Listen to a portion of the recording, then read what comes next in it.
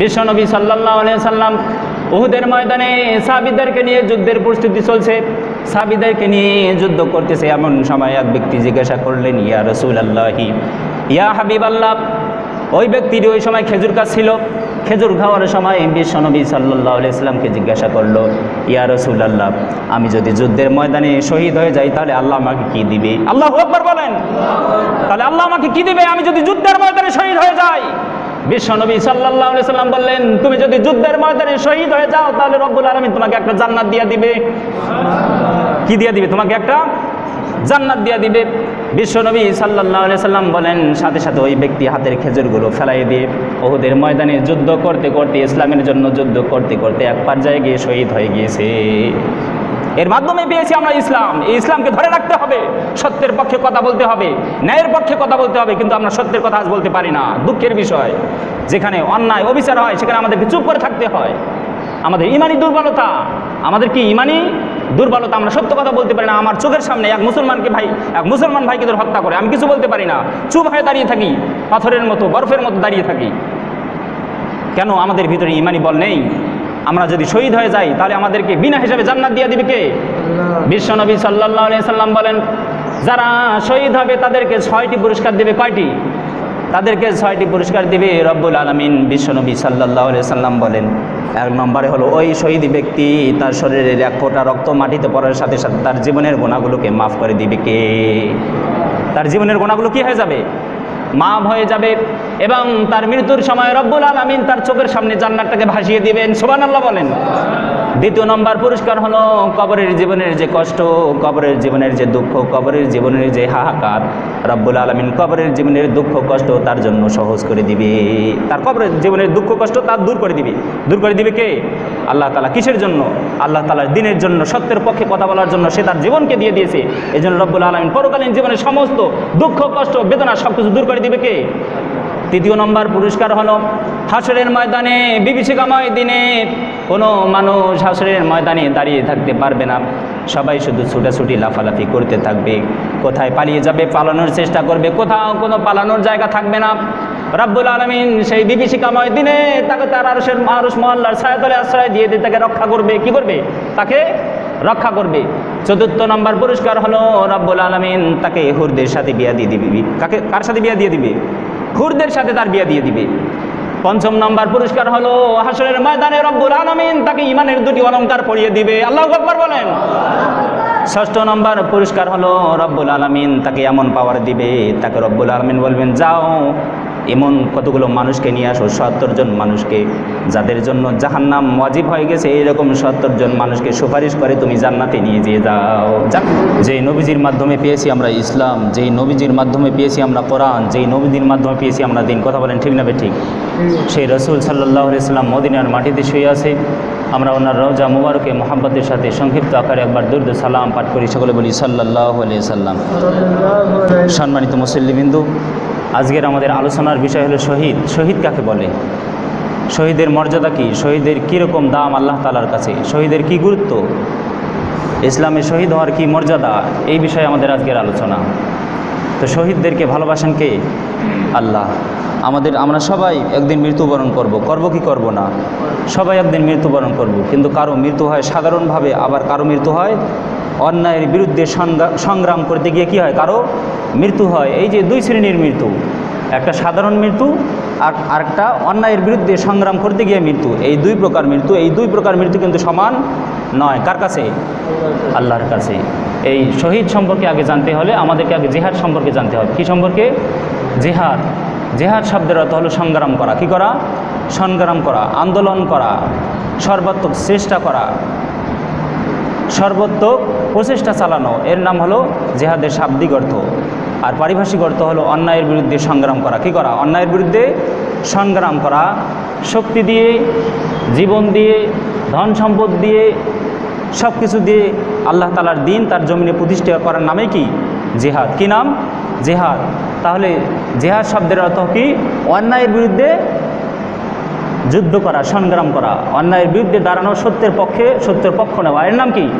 জিহাদ। সত্যের পক্ষে কথা বলা, এর নাম কি? জিহাদ। কিন্তু আপনি আমি যদি সত্যের পক্ষে কথা বলি তাহলে কি হয়ে যাব? অপরাধী হয়ে যাব। কি হয়ে যাব? অপরাধী হয়ে যাব। তো জিহাদ শব্দের অর্থ কি? অন্যায়ের বিরুদ্ধে রুখে দাঁড়ানো, অন্যায়ের বিরুদ্ধে রুখে দাঁড়ানো, অন্যায়ের পক্ষ কখনো অবলম্বন করা যাবে না, অন্যায়ের পক্ষ আমাদের কখনো নেওয়া যাবে না। সবসময় কোন পক্ষে থাকতে হবে? সত্যের পক্ষে। তাহলে আমাদের উপর খুশি হয়ে যাবে কে? আল্লাহ। এজন্য রব্বুল আলামিন বলেন, যারা সত্যের পক্ষ অবলম্বন করে তারা তাদের নিজের জীবনকে বিলীন করে দিল, উৎসর্গ করে দিল, নিজের জীবনকে জীবন মনে করলো না ইসলামের জন্য, আমার দিন রক্ষার জন্য যে নিজের জীবনকে দিয়ে দিল আমার জন্য। ও দুনিয়ার মানুষেরা শোনো, রব্বুল আলামিন ডাক দিলেন, ওয়ালা তাকুলু লিমান ইউকতালু ফি সাবিলিল্লাহি আমওয়াত বাল আহইয়াউ ওয়ালাকিন লা তাশউরুন। জোরে বলেন আল্লাহু আকবার। রব্বুল আলামিন বলেন, ওয়ালা তাকুলু লিমান ইউকতালু ফি সাবিলিল্লাহ, যারা আমার রাস্তায় নিহত হয়, যারা আমার দিনের জন্য, আমার দিন রক্ষার জন্য, সত্যের পক্ষ অবলম্বন করার জন্য যারা নিজের জীবনকে উৎসর্গ করে দেয়, নিজের জীবনকে বিলীন করে দেয়, খবরদার তোমরা তাদেরকে কখনো মৃত বলিও না।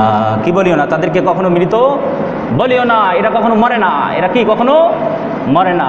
এরা দুনিয়ার জীবনেও মানুষের অন্তরে স্মরণীয় হয়ে থাকে, স্মরণীয় করে দেখে। আবার পরকালীন জীবনে রব্বুল আলামিন বলেন, একজন শহীদ যখন মৃত্যুবরণ করে, শহীদ মৃত্যুবরণ করার পর রব্বুল আলামিন তার জীবনটা একটা পাখির মধ্যে দিয়ে দেয়। কার মধ্যে দিয়ে দেয়? একটা সবুজ একটা পাখির মধ্যে তার জীবনটা দিয়ে দেয়। সাধারণ মানুষ যারা মৃত্যুবরণ করে আর একজন শহীদের মৃত্যুর মধ্যে পার্থক্য আছে না নাই? অনেক পার্থক্য।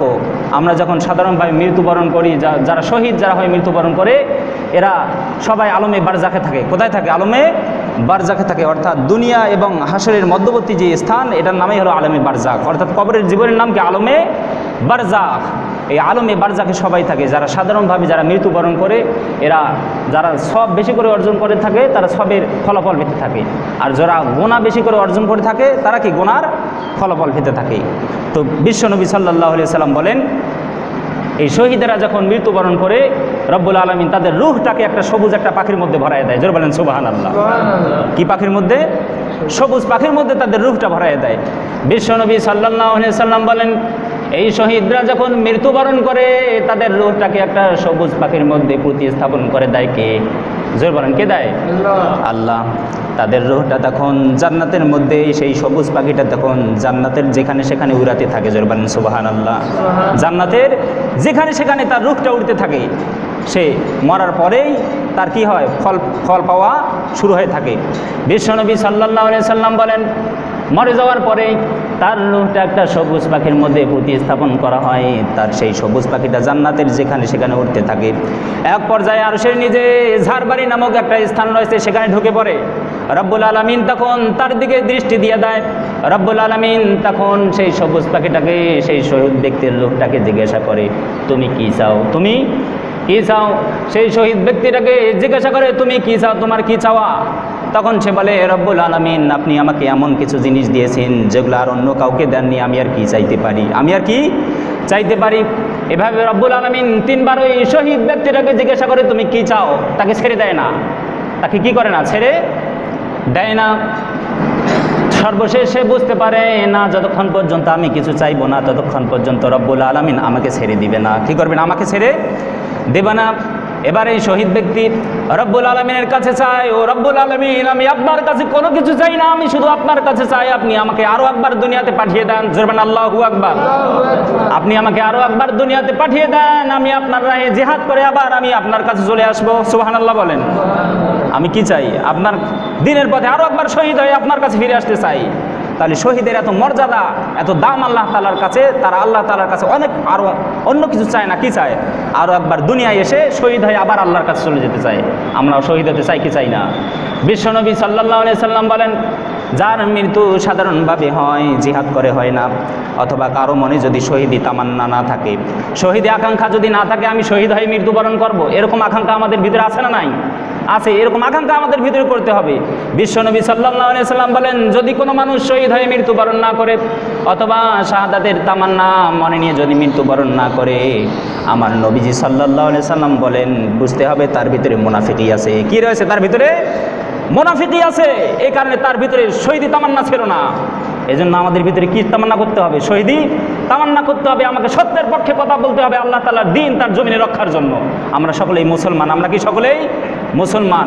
এই দিন রক্ষার জন্য সাহাবায়ে কেরাম রিদওয়ানুল্লাহি আলাইহিম আজমাইন কত কষ্ট করেছিল, সেই দিন তাদের কষ্টের মাধ্যমে আমরা পেয়েছি। কি বলেন, কথা ঠিক না বেঠিক? এই দিন আমাদেরকে রক্ষা করতে হবে। যেখানে সত্য কথা বলতে হবে সেখানে আমাদেরকে বলতেই হবে, কারণ আমরা মুসলমান, কারণ আমরা কার অনুসারী? বিশ্বনবী মুহাম্মদুর রাসূলুল্লাহ সাল্লাল্লাহু আলাইহি ওয়াসাল্লামের অনুসারী। তো শহীদ ব্যক্তিকে এরকম মর্যাদা দেয় কে? আল্লাহ তাআলা। এরকম মর্যাদা দেয় কে? আল্লাহ তাআলা।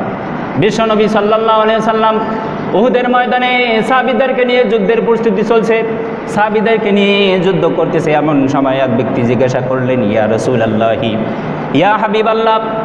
ওই ব্যক্তির ওই সময় খেজুর গাছ ছিল। খেজুর খাওয়ার সময় বিশ্বনবী সাল্লাল্লাহু আলাইহি ওয়াসাল্লামকে জিজ্ঞাসা করলো, ইয়া রাসূলুল্লাহ, আমি যদি যুদ্ধের ময়দানে শহীদ হয়ে যাই তাহলে আল্লাহ আমাকে কি দিবে? আল্লাহু আকবার বলেন। তাহলে আল্লাহ আমাকে কি দিবে আমি যদি যুদ্ধের ময়দানে শহীদ হয়ে যাই?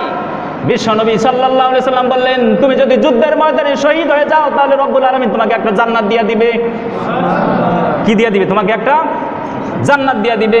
বিশ্বনবী সাল্লাল্লাহু আলাইহি ওয়াসাল্লাম বলেন, সাথে সাথে ওই ব্যক্তি হাতের খেজুরগুলো ফেলাই দিয়ে উহুদের ময়দানে যুদ্ধ করতে করতে, ইসলামের জন্য যুদ্ধ করতে করতে এক পর্যায়ে গিয়ে শহীদ হয়ে গিয়েছে।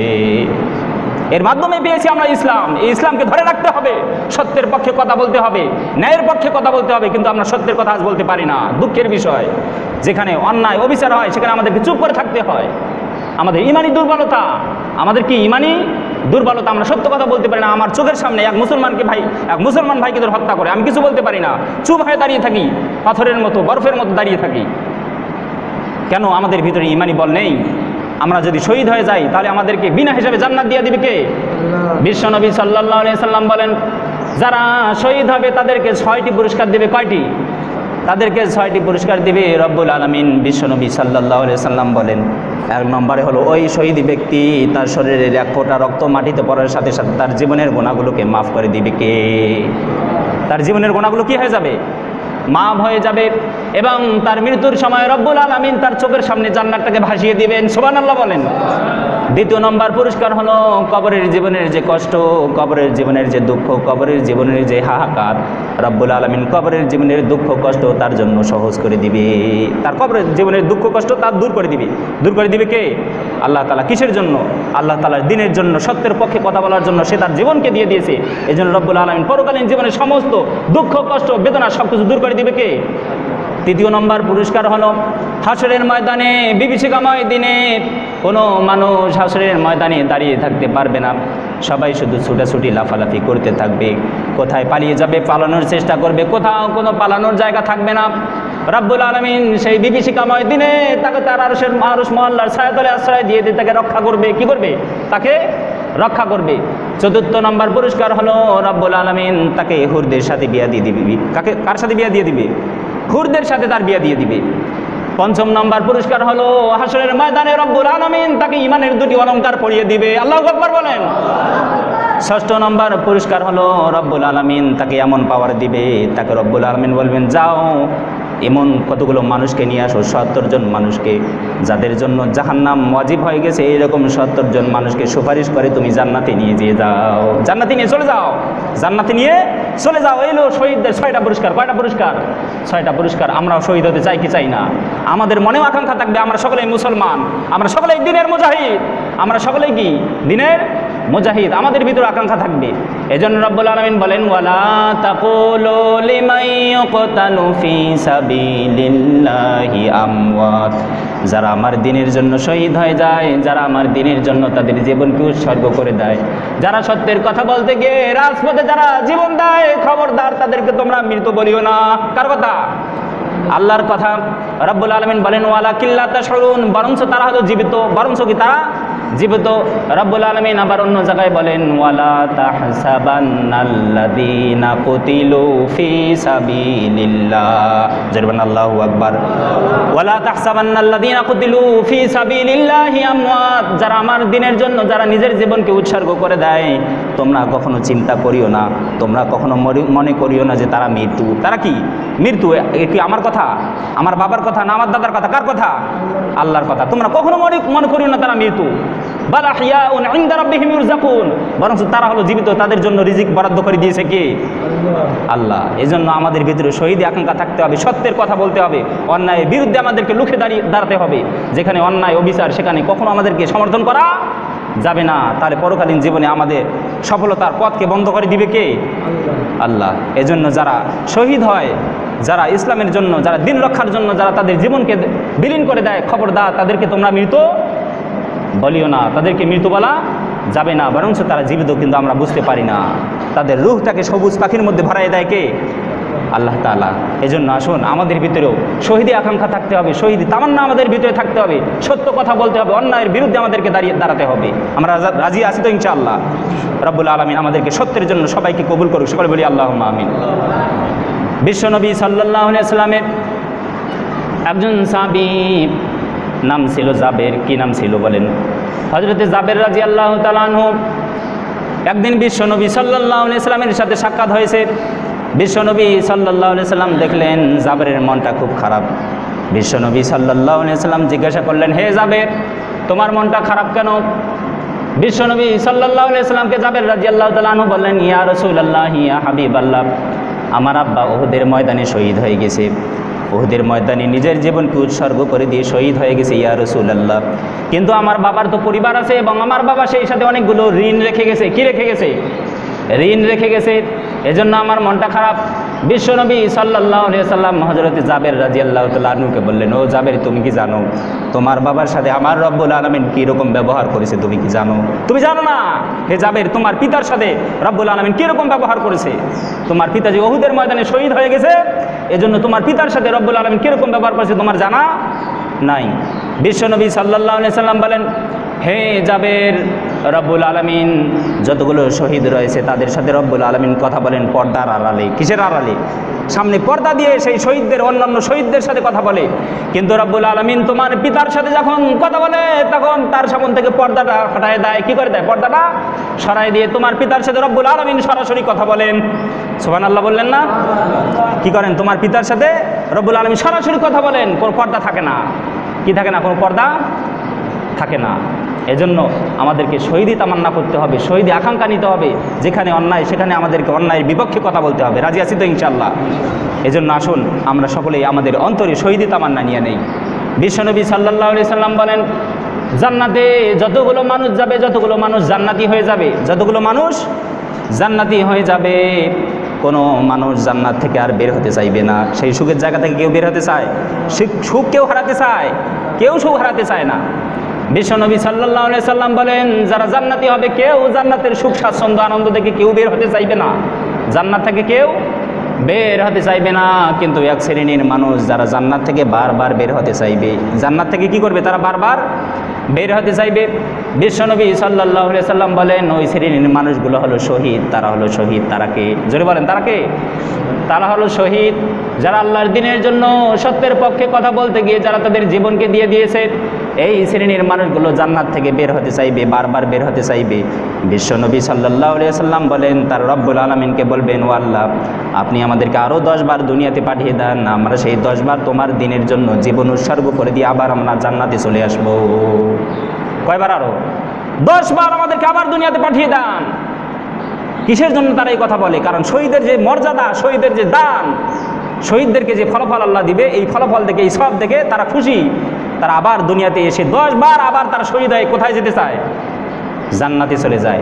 বিশ্বনবী সাল্লাল্লাহু আলাইহি সাল্লাম বলেন, একজন শহীদ যখন মৃত্যুবরণ করে, শোনো ও দুনিয়ার মানুষেরা, মনোযোগ দিয়ে শোনো, একজন শহীদ যখন মৃত্যুবরণ করে, একজন মানুষকে যখন একটা পিঁপড়ে একটা কামড় দেয়, একটা সাপ একটা ছগল মারে দংশন করে, তাতে কতটুকু কষ্ট হয়, এর থেকেও শহীদের মৃত্যুর আরও কম কষ্ট। জোরে বলেন সুবহানাল্লাহ। তো এই যে সব, এই যে ফলাফল, এই ফলাফলগুলো দেখে শহীদেরা কি বলে আল্লাহ তাআলার কাছে, ও আল্লাহ, আরও আমাদেরকে 10 বার দুনিয়াতে পাঠিয়ে দাও, তোমার দ্বীনের জন্য আমরা শহীদ হয়ে যাবো। জোরে বলেন সুবহানাল্লাহ। আমরাও চাই কি চাই না? আমরাও চাই। আমাদের ভিতরেও আকাঙ্ক্ষা তৈরি করতে হবে, সত্যের পক্ষে কথা বলতে হবে, সত্যের পক্ষ নিয়ে আমাদেরকে দাঁড়িয়ে যেতে হবে। জীবন চলে যায় যাক, এই জীবন চলে যাবে, এই জীবন তো একদিন আমাদের চলে যাবেই, মরবই তো আমরা। কিন্তু এই জীবনের শেষ রয়েছে, কিন্তু এরপরে যে আর একটা জীবন আছে, এই জীবনের কি নাই? কোনো শেষ নাই। এই জীবনের পরবর্তী একটা জীবন আছে, এই জীবনের কোনো শেষ আছে? কবর জীবন দিয়ে শুরু হয়ে যাবে, আর এই অনন্তকালীন জীবনের আর কোনো শেষ নেই, আমরা মরে যেতে পারি, কেউ যুবককালে মারা যায়, কেউ বৃদ্ধকালে, কেউ অর্ধ বয়স হয়, কেউ মারা যায়, কিন্তু এই জীবনের শেষ রয়েছে, কিন্তু পরকালীন জীবনের কি নাই, কোনো শেষ নাই। যদি শান্তি অর্জন করতে পারি তাহলে শান্তিময়, শান্তি কোনো শেষ নাই। আর যদি দুঃখ কষ্ট হয় তাহলে সেই দুঃখ কষ্টের আর কোনো সীমা থাকবে না। এই জন্য আমাদেরকে শহীদি তামান্না নিতে হবে, ভিতরে আমাদের অন্তরে শহীদি তামান্না নিতে হবে। বিশ্বনবী সাল্লাল্লাহু আলাইহি সাল্লামের একজন সাহাবী, নাম ছিল সাদ। কি নাম ছিল? হযরত সাদ রাদিয়াল্লাহু তাআলা আনহু। খুবই গরিব সাহাবী, খুবই কি গরিব সাহাবী। বিশ্বনবী সাল্লাল্লাহু আলাইহি সাল্লামের সাহাবীদের মধ্যে একজন সাহাবী ছিল, নাম ছিল সাদ। খুবই গরিব সাহাবী, দেখতেও ভালো, সুন্দর চেহারা ছিল না, কালো দেখতে ছিল, মুখে চেহারায় সমস্ত শরীরে বসন্তের দাগ ছিল। কিসের দাগ ছিল? বসন্ত রোগের দাগ ছিল। সেই সাহাবী বিশ্বনবী সাল্লাল্লাহু আলাইহি সাল্লামের দরবারে একদিন এসে কাঁদতেছিলেন। কি করতেছিলেন? একদিন এসে কাঁদতেছিলেন। বিশ্বনবী সাল্লাল্লাহু আলাইহি সাল্লামকে সাদকে বললেন, ও সাদ তুমি কেন কাঁদো? বিশ্বনবী সাল্লাল্লাহু আলাইহি সাল্লামকে হযরতে সাদ রাদিয়াল্লাহু তাআলা আনহু বলেন, ইয়া রাসূলুল্লাহ, ইয়া হাবিবাল্লাহ, আমি হলাম গরিব সাহাবী, দেখতেও আমার সুন্দর চেহারা নয়, ইসলাম গ্রহণ করার মাত্র আমার 8 মাস হয়েছে। কয় মাস? 8 মাস হয়েছে। ইসলাম ধর্ম গ্রহণ করার আমার বয়স মাত্র 8 মাস হয়েছে। এই 8 মাস পর্যন্ত আমি মদিনার অলিতে গলিতে অনেক ঘুরে বেড়াইছি বিয়ের জন্য। কিসের জন্য? বিয়ের জন্য। বিয়ে করব, মদিনার অলিতে গলিতে আমি 8 মাস যাবত ঘুরে বেরিয়েছি, কিন্তু আমি কালো বলে, গরিব বলে আমাকে কেউ তাদের মেয়ে দিতে চায় না, কেউ তাদের মেয়ের সাথে আমাকে বিয়ে দিতে চায় না। ইয়া রাসূলুল্লাহ, ইয়া হাবিবাল্লাহ, আমি আপনার সমস্ত সুন্নতগুলো পুঙ্খানুপুঙ্খানুভাবে আদায় করি, তাহলে কি এই সুন্নতের জন্য রব্বুল আলামিনের জান্নাত থেকে আমি বঞ্চিত হয়ে যাব নাকি? এই সুন্নতের জন্য আমি রব্বুল আলামিনের যে জান্নাত আমাদের জন্য তৈরি করে রেখেছে, এই জান্নাত থেকে আমি বঞ্চিত হয়ে যাব নাকি? বিশ্বনবী সাল্লাল্লাহু আলাইহি সাল্লাম বলেন, ও সাদ শোনো, মদিনার সব থেকে ধনী ব্যক্তি, মদিনার সব থেকে মর্যাদাপূর্ণ ব্যক্তি নাম হলো হযরতে ওয়াহাব। কি নাম? হযরতে ওয়াহাব। মদিনার সব থেকে ধনী ব্যক্তি। তুমি ওয়াহাবের বাড়িতে চলে যাও, ওয়াহাবের সব থেকে একটা সুন্দরী মেয়ে রয়েছে, মদিনার সব থেকে সুন্দরী মেয়েটা ওয়াহাবের মেয়ে। কার মেয়ে? ওয়াহাবের মেয়ে। ওয়াহাবের বাড়িতে চলে গিয়ে ওয়াহাবকে বলো, হে ওয়াহাব, বিশ্বনবী সাল্লাল্লাহু আলাইহি সাল্লাম তোমার মেয়ের সাথে আমাকে বিয়ে দিয়ে দিয়েছে। কি দিয়ে দিয়েছে? বিয়ে দিয়ে দিয়েছে। এই কথা তুমি শুধু যে ওয়াহাবকে বলো। এবার হযরতে সাদ রাদিয়াল্লাহু তাআলা আনহু, মদিনার সেই সম্ভ্রান্ত ব্যক্তি, ওয়াহাবের বাড়িতে চলে গেলেন, গিয়ে ওয়াহাবকে বললেন, সমস্ত ঘটনাগুলো খুলে বললেন ওয়াহাবকে। ওয়াহাব এই কথা শুনে, তুমি হচ্ছ সব থেকে গরিব এবং তোমার চেহারাও দেখতে ভালো নয়, তুমি হচ্ছ কুৎসিত চেহারার অধিকারী। বিশ্বনবী সাল্লাল্লাহু আলাইহি সাল্লামের এই কথা শুনে ওয়াহাব রাদিয়াল্লাহু তাআলা আনহু রেগে গেলেন। কি হলেন? খুব রেগে গেলেন যে এই কালো সাহাবীর সাথে আমার সব থেকে সুন্দরী মেয়ে এবং আমি সব থেকে ধনী ব্যক্তি মদিনার, তার সাথে আমার মেয়ের বিয়ে দিতে চায়। খুব রেগে গেল ওয়াহাব। রেগে যাওয়ার পর সেই সাহাবী হযরত সাদ রাদিয়াল্লাহু তাআলা আনহু মনটা খারাপ করে বিশ্বনবী সাল্লাল্লাহু আলাইহি সাল্লামের দরবারে চলে আসতেছিলেন। কোথায় চলে আসতেছিলেন? বিশ্বনবী সাল্লাল্লাহু আলাইহি সাল্লামের দরবারে চলে আসতেছিলেন। এরপর ওয়াহাব রাদিয়াল্লাহু তাআলা আনহু নিজের মেয়ের ঘরের দিকে যাচ্ছিলেন। এ সময় মেয়ে হঠাৎ করে ঘর থেকে বের হয়ে এসে তার পিতার কাছ থেকে সমস্ত কথাগুলো শুনলেন। তার পিতার কাছ থেকে সমস্ত কথাগুলো শুনে তার পিতার উপর রেগে গেলেন। মেয়েটি, তুমি কি বলো, যেখানে বিশ্বনবী দু জাহানের সর্দার, আখিরি জামানার পয়গম্বর, যিনি হলেন জান্নাতের অধিকারী, যাকে রব্বুল আলামিন জান্নাত তার হাতে দিয়েছে, সেই নবীজি আমার জন্য নিজেই বিয়ের প্রস্তাব পাঠিয়েছে। হে বাবা, তুমি এটা কি অন্যায় করেছো, বিচার করেছো? যাও বিশ্বনবী সাল্লাল্লাহু আলাইহি সাল্লামকে এখনই গিয়ে বলো, আমার মেয়ে বিয়েতে রাজি হয়েছে, আমিও বিয়েতে রাজি হয়েছি। সুবহানাল্লাহ বলেন। আমিও বিয়েতে রাজি, আমার মেয়েও কি বিয়েতে রাজি। এবার ওয়াহাব রাদিয়াল্লাহু তাআলা আনহু দৌড়ে গেলেন মদিনায়, মসজিদে নববীতে চলে গিয়ে বিশ্বনবী সাল্লাল্লাহু আলাইহি সাল্লামের কাছে ক্ষমা চাইলেন। ইয়া রাসূলুল্লাহ, ইয়া হাবিবাল্লাহ, আমি বুঝতে পারি নাই, আমি অন্যায় করেছি, নিজের ওপর অবিচার করেছি। ইয়া রাসূলুল্লাহ, আমাকে মাফ করে দেন, আমাকে মাফ করে দেন। আমি আমার মেয়েকে সেই সাদের সাথে আমি বিয়ে দিয়ে দেবো। আমার মেয়ে রাজি হয়ে গেছে, আমি বিয়ে দিয়ে দেবো আমার মেয়েকে। এবার বিশ্বনবী সাল্লাল্লাহু আলাইহি সাল্লাম হযরতে সাদ রাদিয়াল্লাহু তাআলা আনহু বিয়ের মোহরানার জন্য 600 দিরহাম নিযুক্ত করেছে। কয়শো দিরহাম? 600 দিরহাম মোহরানা দিতে হয়। বিয়ে হলে কি দিতে হয়? ছেলেদেরকে, মেয়ে পক্ষকে, মেয়েকে মোহরানা দিতে হয়। কি দিতে হয়? মোহরানা দিতে হয়। কিন্তু সাহাবী ছিল খুবই গরিব। কয়শত মোহর করেছিল? 600 মোহর। হযরতে সাদ রাদিয়াল্লাহু তাআলা আনহু বলেন, ইয়া রাসূলুল্লাহ, ইয়া হাবিবাল্লাহ, মোহর দেওয়ার মতো 600 মোহর দেওয়ার মতো আমার কিন্তু সামর্থ্য নাই। আমার কি নেই? সামর্থ্য নাই, আমি 600 মোহর দিতে পারবো না। সমস্ত সাহাবীরা এরকম অবস্থা থেকে তারা সাহায্য সহযোগিতা করলো। সাহায্য সহযোগিতা করে হযরতে সাদ রাদিয়াল্লাহু তাআলা আনহুর হাতে মোহরানার 600 দিরহাম সহ আরও কিছু টাকা দিলেন বিয়ার সদাই করার জন্য। কি করার জন্য? বিয়ার খরচপাতি করার জন্য আরও কিছু মোহর দিয়া দিলেন, দিরহাম দিয়া দিলেন। হযরতে সাদ রাদিয়াল্লাহু তাআলা আনহু খুশি মনে এবার চলে গেলেন মদিনার বাজারে বিয়ার ক্রয় করার জন্য। কিসের জন্য? বিয়ের ক্রয় করার জন্য চলে গেলেন, বিয়ের সদাইপাতি করার জন্য চলে গেলেন মদিনার বাজারে। হযরতে সাদ রাদিয়াল্লাহু তাআলা আনহু বিয়ের ক্রয় করতেছেন, বিয়ের সদাইপাতি করতেছেন। এমন সময় মদিনার বাজারে কোনো একজন মানুষ, কোনো একজন আল্লাহর রাসূলের সাহাবী ডাক দিলেন। বিশ্বনবী সাল্লাল্লাহু আলাইহি ওয়াসাল্লাম যুদ্ধের ময়দানে ডাক দিয়েছে, যুদ্ধের জন্য কি দিয়েছে? ডাক দিয়েছে। এবার সাদ রাদিয়াল্লাহু তাআলা আনহু ভাবলেন, বিশ্বনবী সাল্লাল্লাহু আলাইহি ওয়াসাল্লাম যেই নবীজি আমার জন্য বিয়ে ঠিক করলো, সেই নবীজি আবার যুদ্ধের জন্য ডাক দিয়েছে। কেমন করে আমি বিয়ের সদাইপাতি করতে পারি? কেমন করে আমি বিয়ের জন্য ফুলসজ্জার রাত করতে পারি? সেই সময় সাদ রাদিয়াল্লাহু তাআলা আনহু বিয়ের সদাইপাতি না করে যে দিরহামগুলো দিয়েছিল সাহাবায়ে কেরাম রিদওয়ানুল্লাহি আলাইহিম আজমাইন বিয়ের খরচপাতি করার জন্য, বিয়ের সদাই করার জন্য, সেই অর্থগুলো দিয়ে, সেই দিরহামগুলো দিয়ে, সেই মোহরগুলো দিয়ে তখন তিনি যুদ্ধের সরঞ্জাম কিনে ফেললেন। যারা বলেন সুবহানাল্লাহ। কি কিনে ফেললেন?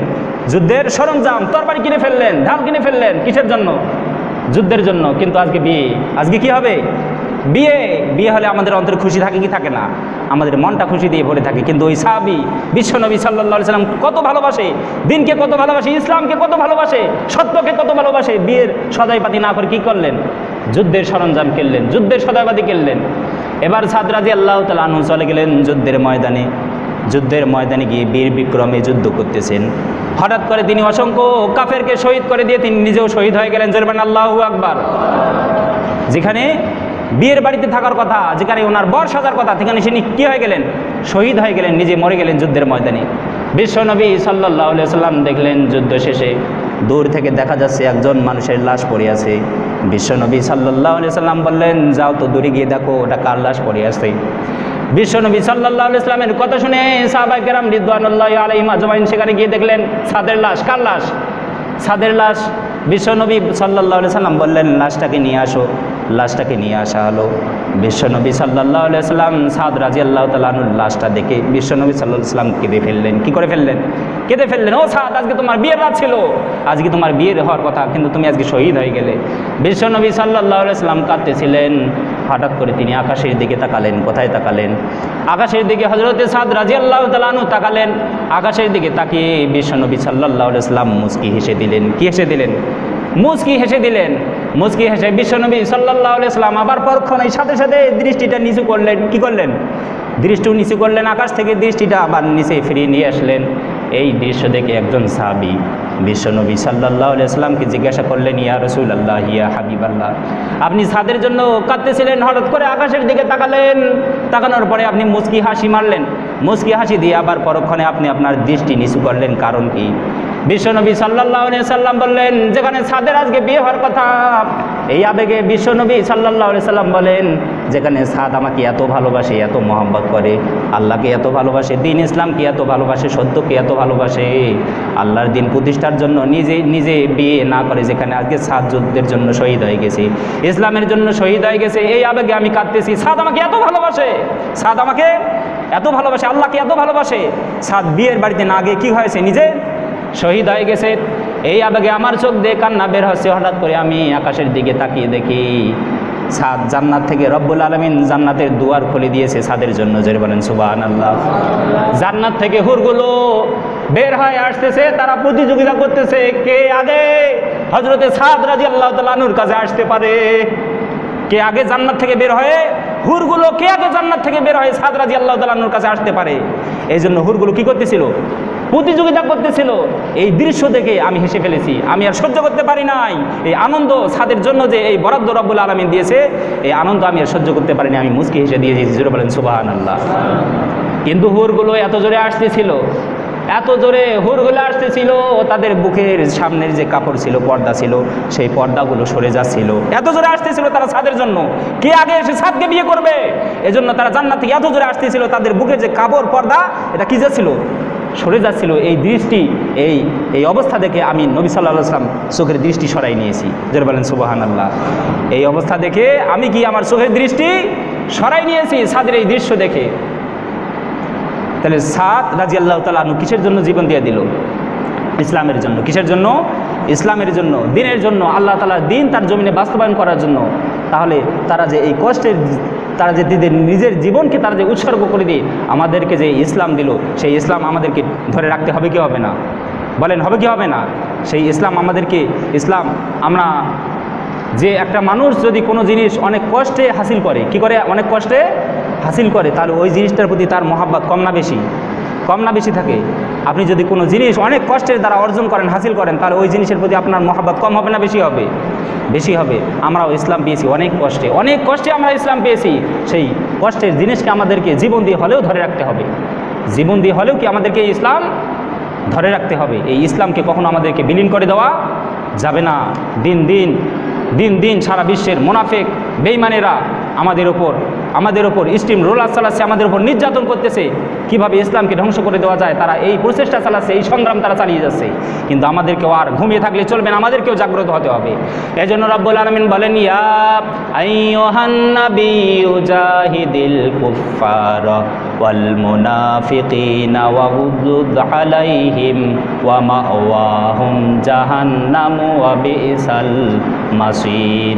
এজন্য রব্বুল আলামিন বলেন, ইয়া আইয়ুহান নাবিয়্যু জাহিদিল কুফফার ওয়াল মুনাফিকিন, ওহে তোমরা যারা ঈমান এনেছো, তোমরা যারা আমার দিনের মুজাহিদ, তোমরা যুদ্ধ করো কাফেরদের সাথে এবং মুনাফিকদের সাথে। কাদের সাথে? কাফেরদের সাথে এবং মুনাফিকদের সাথে। ওয়াগলুদ আলাইহিম, খবরদার তাদের কখনো তোমরা পক্ষ অবলম্বন করিও না।